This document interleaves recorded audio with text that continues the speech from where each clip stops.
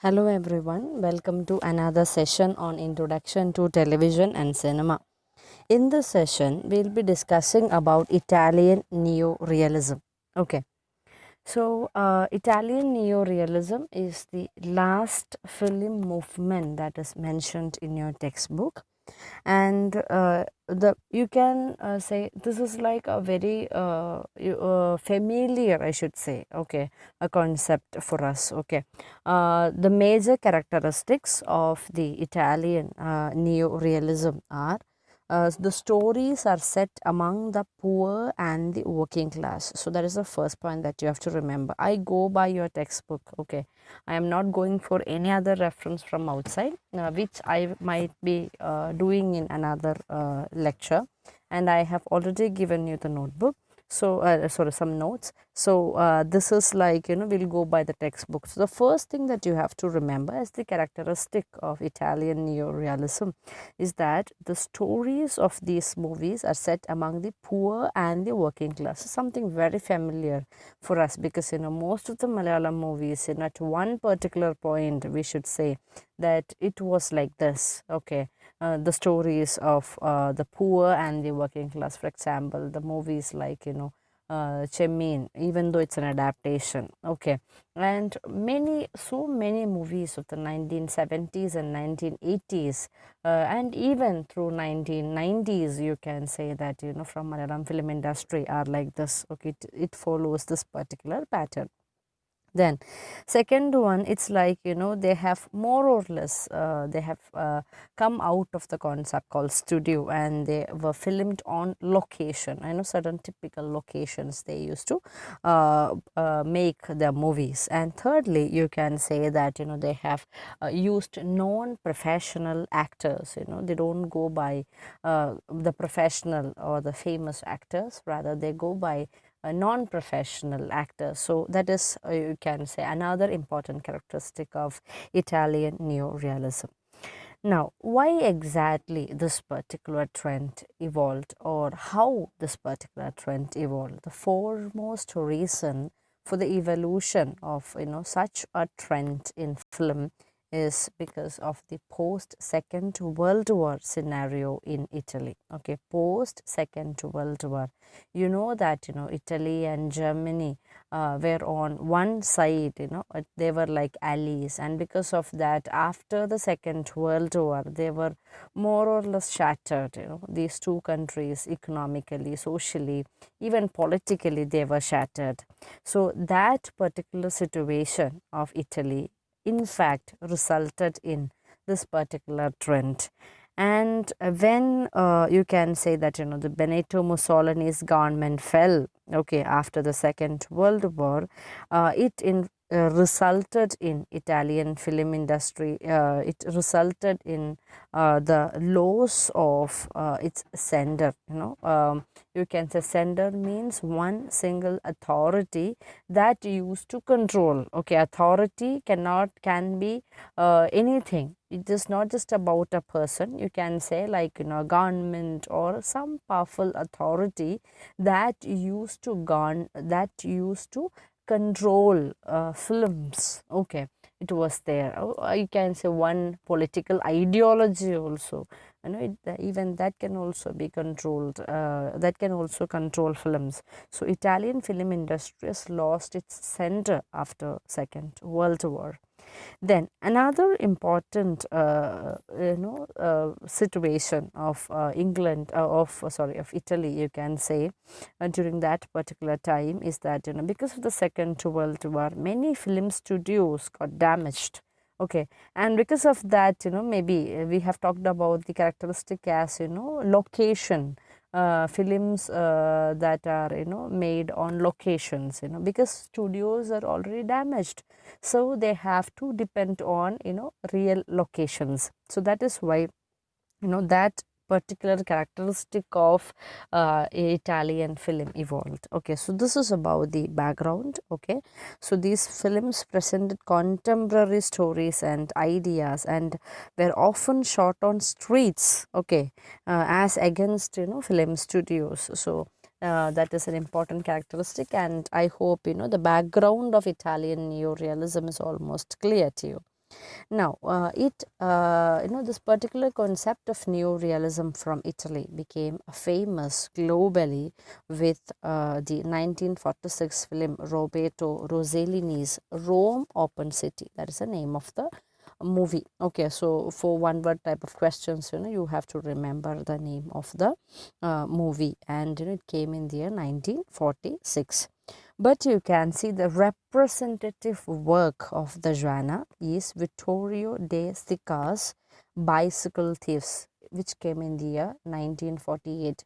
The years that I have mentioned in the PowerPoint presentation, you have to remember. There is no other option left with you. You have to remember the years for the reason they are very, very important. This is like, one of the most important work you can say in world cinema, Bicycle Thieves. Okay, this is again with non-professional actors, and the story in fact deals with the hardships of the working class, especially after the Second World War. Okay, so this is like a very important work that you have to remember. Now, another thing that you have to remember is like, the neorealist period is often simply referred to as the golden age of Italian cinema, okay, by critics, filmmakers, and even scholars. So that also you can say the golden age of Italian cinema is the neo-realist period. And you can say that this particular trend of neo-realism, it declined pretty rapidly, pretty fast in the early 1950s. So it hardly stood for a decade, not even a decade you can say. Okay, so it rapidly declined in the early 1950s, mainly because you can say the changes in the political structure of Italy during that particular time. Okay. Then another thing that we have to remember is that it has got influenced, this particular trend of Italian neorealism influenced many film movements around the world. Okay, so one of the major influences French New Wave cinema, another influence you can say Polish film school, then Iranian New Wave. We have already discussed about Iranian cinema, when we discussed about the masters of film, world film. Then, and also you can say it has influenced, Indian parallel cinema movement, not Indian mainstream cinema. We are talking about Indian parallel cinema movement, which this particular concept, we'll discuss in detail when we discuss about Indian cinema. Okay, then including you can say the prominent names of Indian cinema like Satyajit Ray and Bimal Roy. They were heavily influenced by Sika's Bicycle Thieves. Okay, so that is another important thing that you have to remember. It has influenced French New Wave cinema, Polish film school, Iranian New Wave, Italian parallel cinema, Indian parallel cinema movement. Then the important best films are, as I've told you earlier, Rome Open City, then Bicycle Thieves, then we have Riza Amaro and Miracle in Milan. Just at least remember the first two movies that we have discussed. Then major directors are Roberto Rossellini, as we have seen, then Vittorio De Sica and Luciano Visconti. Okay, another important director. So these three names you have to remember. So that is, you can say, the broad outline into Italian neo-realism. The only thing that you have to remember is that it is basically about the life of the poor and also the working class. Okay, because Italy during that particular time, they were struggling with the political and the peculiar social conditions in Italy. Okay, so and it discussed about the difficult economic and moral conditions of post Second World War Italy. Discussed in detail about that. Okay, the everyday life, the poverty, the oppression, the injustice, the desperation of the people. All these things were discussed in detail. In through Italian neorealism. So one landmark movie, or you can say most important movie, is Bicycle Thieves. We have discussed about it earlier. I mean, we have mentioned the name in earlier. So it came in the year 1948, and it is directed by Vittorio De Sica. So in this particular movie, you can say it's very simple in its construction, the movie, and yet it is profoundly rich in human insight.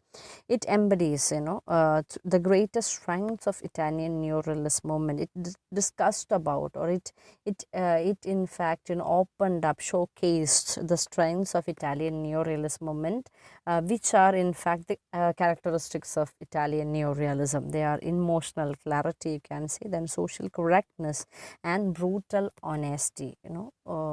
They are, it is talking about the real life situation. Okay, there is nothing you can say as imaginative in that. These are the three important aspects that we have to look into in when we discuss about Italian neo-realist movement. Okay, so this is the best known work of Italian neo-realist movement, though it formally began with Rome Open City by Rossellini. Okay, which in fact that particular work gave a new degree of realism, but the landmark work is Italian of Italian realism is Bicycle Thieves. Okay, so many directors have cited Bicycle Thieves as the major influence on them. Like you have so many names like Satyajit Ray, Loesch, then Bimal Roy, Andhra Kashyap, Balu Mahendra, Basu Chatterjee. You just have to remember one or two names, and that will be enough for you from the exam point of view. Okay, and as I've already told you, it has even influenced Iranian new wave, also.